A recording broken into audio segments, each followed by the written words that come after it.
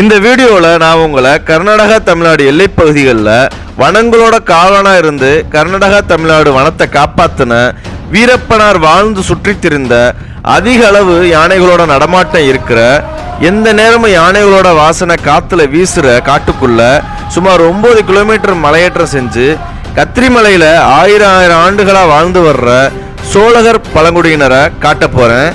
ரொம்ப சக்தி வாய்ந்த வீரப்பனை அடிக்கடி வந்து வழிபடுற மங்கம்மாள் அம்மனை காட்ட போகிறேன்.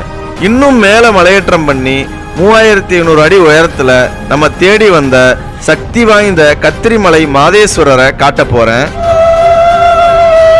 1965 வீரப்பனார் கத்திரிமலை மாதேஸ்வரரை தரிசனம் பண்ணதுக்கு அடையாளமா அவரோட பேர் எழுதின ஒரு அரிதான பிரமிக்க வைக்கக்கூடிய கையெழுத்தை உங்களுக்கு நான் காட்ட போறேன். இன்னும் ஏகப்பட்ட அதிசயங்களை இந்த வீடியோவை நான் உங்களுக்கு காட்ட போறேன். வாங்க வீடியோக்குள்ள போகலாம்.